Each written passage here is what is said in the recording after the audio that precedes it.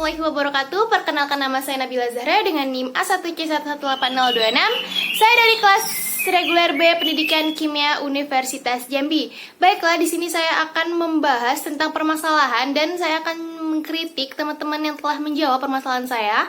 Di sini kali ini permasalahan saya tentang derivat asam karbosilat, di mana teori dan permasalahannya ada di blog saya yang telah saya taruh di kolom description di bawah ini.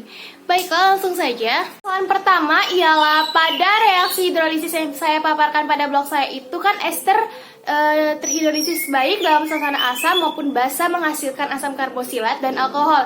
Nah, bagaimana jika reaksi hidrolisis ester ini direaksikan dalam suasana asam?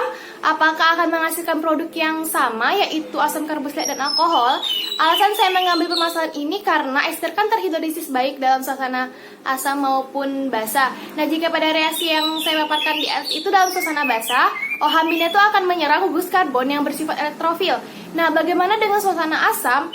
H plusnya itu yang bersifat elektrofil yang pastinya tidak akan bisa mengikat gugus C karbonil yang bersifat elektrofil juga. Nah, permasalahan kali ini ada di blog saya pada poin ester paragraf terakhir.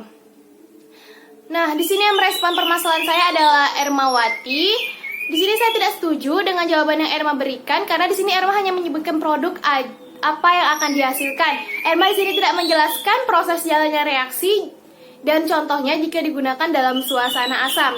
Lanjut ke permasalahan yang kedua, yaitu mengapa anhidrida asam itu bereaksi lebih lambat daripada hasil halida. Padahal di sini kimiawi dari anhidrida asam itu hampir sama dengan hasil halida. Nah, alasan saya mengambil permasalahan ini karena kolida asam dan anhidrida asam itu yang mempunyai gugus pergi yang baik, mudah diserang oleh air. Oleh karena itu tidak diharapkan bahwa senyawa ini terdapat dalam sel tumbuhan atau hewan. Namun karena kreatifannya yang tinggi, derivat asam ini sangat berharga dalam sintesis senyawa organik.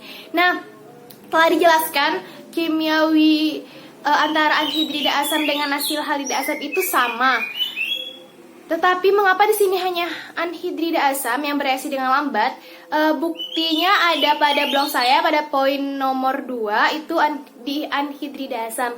Nah, yang merespon permasalahan saya kali ini ialah Masita. Saya tidak setuju dengan jawaban yang Masita berikan karena Masita tidak menjelaskan jika dilihat dari anhidridanya. Tata hanya meninjau dari hasil halidanya saja. Mungkin bisa diperjelas jawabannya, Masita? Oke, lanjut saja ke permasalahan yang ketiga, yaitu mengapa hasil halida merupakan turunan asam karbosilat yang paling reaktif. Alasan saya mengambil permasalahan ini karena ada beberapa turunan asam karbosilat yang mana susunan rumusnya itu hampir mirip. Tetapi antara turunan tersebut yang paling reaktif itu hasil halida. Nah, kenapa tidak anhidrida aja yang paling reaktif? Kan kimiawi dari anhidrida asam dengan hasil halida itu kan sama gitu. Nah, di sini bukti dari permasalahan ini pada blog saya pada poin 1 hasil halida. Nah, yang memberikan respon terhadap permasalahan saya yang ketiga ini adalah Ermawati. Nah, di sini saya tidak setuju dengan jawaban yang Ermawati berikan karena Erma hanya menjelaskan secara singkat dan juga belum terlalu menjelaskan permasalahan saya sehingga saya tidak setuju dengan Ermawati. Baiklah, mungkin itu saja respon saya atau kritik saya tentang permasalahan yang teman-teman jawab. Lebih dan kurangnya saya mohon maaf. Wassalamualaikum warahmatullahi wabarakatuh. Bye.